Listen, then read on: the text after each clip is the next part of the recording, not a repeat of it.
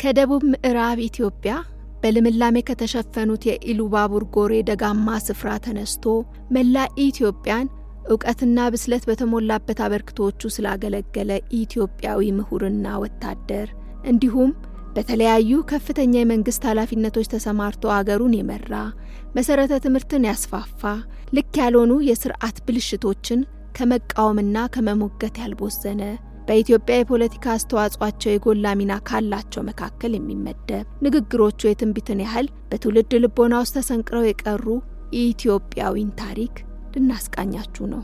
ለቻናላችን አዲስ ከሆናችሁ ሰብስክራይብ በማድረግ የሰዋሰው ፖድካስት ኔትወርክ ቤተሰብ ይሁኑ።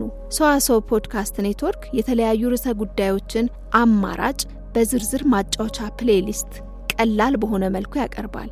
እንዲህ እንደ ዛሬው ባለ ታሪካችን አይነት አበርክቷቸው የጎላ ግለሰቦችን ታሪክ ለመከታተል እንዲያመቻችሁ የሁ ኢዝ ሁ ፕሌሊስትን ይጫኑ። አብሮ አደጎቹና ወዳጆቹ ካመነበት ጉዳይ ምንም ዝንፍ የማያደርገው ቆራጥ ደፋርና ፊት ለፊት የሚጋፈጥ የግንባር ስጋ ነው ይሉታል የሕግ ምሁሩን ወታደርና ዲፕሎማቱን ጎሹ ወልዴን ሲገልጹት። ልጅነትና ትምህርት። ጎሹ በኢሉባቡር ጎሬ ተወልዶ በዛም የመጀመሪያና ሁለተኛ ደረጃ ትምህርቱን ተከታትሎ አመርቂ ውጤትን በማምጣት አጠናቋል።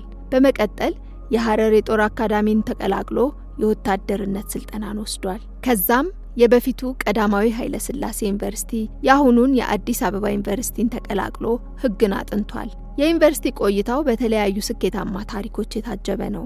ለማሳያ ያህልም ዓለም ላይ ያሉ የሕግ ትምህርት ተማሪዎች የሚወዳደሩበት በፊሊፕ ጁሴፕ ዓለም አቀፍ ሙት ኮርት ወይንም ምስለ ችሎት ላይ ከናሰፋ ጫቦ ጋር በመሆን ለሀገራቸው የወርቅ ሜዳሊያን አምጥተዋል። የሕግ ትምህርቱ በመጀመሪያ ዲግሪ ብቻም የተወሰነ አልነበረም። በአሜሪካን ሀገር በሚገኘውና በሕግ ትምህርት ቤቶች የደረጃ አቀማመጥ መጀመሪያ ላይ ወደሚገኘው የል ትምህርት ቤት በማቅናት የማስተርስ ዲግሪውን ይዟል። በትምህርት ቤት ቆይታዎቹም ማንም ሰው ሊደርስበት የማይችል የአካዳሚ ሪከርድን እያስቆጠረ በከፍተኛ ማዕረግ መመረቁን የዩኒቨርሲቲዎቹ መዛግብት ያሳያሉ። ሙያዊ አበርክቶና የመንግስት ኃላፊነቶች። ኢትዮጵያ ለዘመናት የኖረችበትን ዘውዳዊ ስርዓት በወታደራዊ መንግስት ተተክቶ አገር በአዲስ ጎዳና ለመጓዝ ጉልበት ባጠራት ሰዓት አገሩን ለማገልገል ብቁ ሆኖ የተገኘ መሪ ነበር። በተለይም ቀዳማዊ ኃይለ ሥላሴ ከሌሎች ሚኒስቴር መስሪያ ቤቶቻቸው አብልጠው የሚሳሱለትና በትረ ስልጣናቸው እስከ ተጠናቀቀበት ዕለት ድረስ የበላይ ጠባቂው የነበሩትን የትምህርት ሚኒስቴርን ለመምራት አገሩ ያጨችው እሱም ያላሳፈራት ሰው ነበር፣ ኮሎኔል ጎሹ ወልዴ። እሱ የትምህርት ሚኒስቴር ኃላፊ በነበረበት ወቅት መሐይምነት ይውደም በሚል መርህ የመሰረተ ትምህርት ከዳር እስከ ዳር የማስፋፋቱን ዘመቻ ከጥንስሱ ጀምሮ ያስተባበረ፣ ዘመቻውን የመራ፣ ለዚህ ደርግ በስልጣን ዘመኑ ካከናወናቸው መልካም ተግባራት መካከል በጉልህ የሚጠቀሰው የመሰረተ ትምህርት የማስፋፋት እቅድ መሳካትም ትልቁን ሚና የተጫወተው የወቅቱ ትምህርት ሚኒስቴር ኮሎኔል ጎሹ ወልዴ ነበር። ይህ አበርክቶ በትምህርት ሴክተሩ ላይ ብቻ አልተገደበም። በወቅቱ አገሪቷን ያንገዳግዱ ከነበሩ ጉዳዮች አንዱ ዲፕሎማሲ ነበርና የአገሪቷ የውጭ ጉዳይ በመሆን አገልግሏል። በቋንቋና ዲፕሎማሲ የዳበረ ዕውቀቱ አገር በየአቅጣጫው በተወጠረችበት ወቅት አገሩን በሚገባ አገልግሏል። አገሩን በመወከል በበርካታ ዓለም አቀፍ መድረኮች አስደናቂ ብቃቱን አሳይቷል። ኢትዮጵያን ለበርካታ ዘመናት ሉዓላዊነቷን ሲፈታተኑና ሲተነኩሷት ለኖሩት ጎረቤቶቿ ዲፕሎማሲያዊ ምላሽ ብቻ ሳይሆን ቆፍጠን ያለ የኃይል እርምጃ አስፈላጊ በሆነበት በሶማሌ ጦርነት ወቅትም ወታደራዊ ዕውቀቱን ለሀገር አዋጥቷል። ጦር ግንባር ሄዶ ተዋግቷል። የኮሎኔል ጎሹ ወልዴ ሌላኛው መልክ። ለሀገሩ ምንም የማይሰስተው ጎሹ በተለያዩ የውጭ አገር ስብሰባዎች ላይ የሚያደርጋቸው ምክክሮች በደርግ ዘንድ በጤናማ አይን አልታየለትም ነበርና ደርግ በየጉዞ የራሱን ሰላይ በማስቀመጥ ስራውን አከበደበት። ወቅቱም ከደርግ ጋር ቅያሜ ውስጥ ተገብቶ በሰላም አገር ውስጥ የሚኖርበት ዘመን አልነበረምና ኮሎኔል ጎሹ ወልዴ ለስራ በሄዱበት አሜሪካን አገር የፖለቲካ ጥገኝነትን ጠይቆ በዛው ቀርቷል። ታዲያ ይህን ሲያደርግ አገርን ኪሳራ ውስጥ ጥሎም አልነበር። ለጉዞ ትኬት የተከፈለለትን እንዲሁም ላበል ታስቦ የተሰጠውን ፍራንክ አንድ በአንድ ቆጥሮ ለኮሎኔል መንግስቱ ኃይለማርያም በአድራሻቸው እንዲደርስ አድርጎ እንጂ። በወቅቱም ለአገሩ ተቆርቋሪ ምሁር እንዲባለ የፖለቲካ ጨዋታ አገሩን ጥሎ መኮብለሉ ያስቆጨው አገሬው ጫካና ጢሻውን ደኑን መንጥራችሁ ዋሊያ አጋዘኑ ጎሹም ሄደላችሁ ሲል ለዚህ እንደ ዋሊያ ብርቅ የሆነው ምሁር እንደወጣ በዛው መቅረቱ የተቋጠረለት ቅኔ ነበር። ፖለቲከኛው ጎሹ ከአጼው ስርዓት ጀምሮ በተሰማራበት መስክ አገሩን ከማገልገል ያልቦሰነው ጎሹ ወልዴ ስርዓት አልበኝነትና አምባገነንነትን ፊት ለፊት ከመጋፈጥ ወደ ኋላ አይልም ነበር።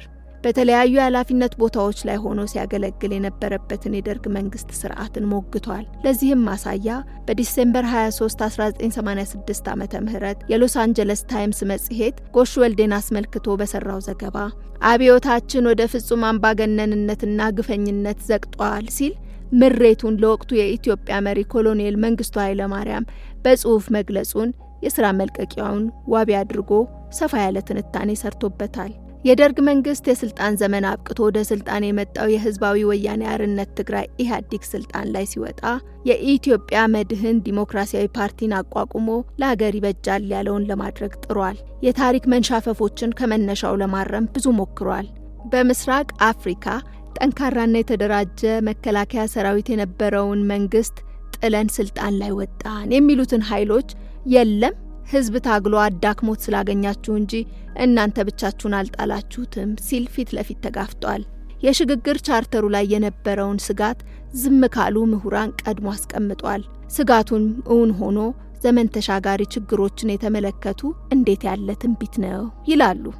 ውድ የቻናላችን ቤተሰቦች ኮሎኔል ጎሹ ወልዴም ሆኑ የጎልማሳነት ዘመን ተጋሪዎቹ ያለፉበት የህይወት ጎዳና ልክም ሆነ ስተት ዛሬ ላይ የምንሄድበትን መንገድ ለመምረጥ መነሻ ነው። የህይወት ልምዳቸው ተሞክሯቸውና የኑሮ ከፍ ዝቅታቸው በህይወት ኖረው ካልተከተበ ነገ የሰሚ ማስረጃን መሰብሰብ የብብታችንን እየጣልን የቆጡን ማውረድ እንዳይሆንብን የዛሬ የቤት ስራችንን ዛሬ በመስራት በህይወት ያሉ ባለውለታዎቻችንን ማሰብ አዋጭ ነው እንላለን።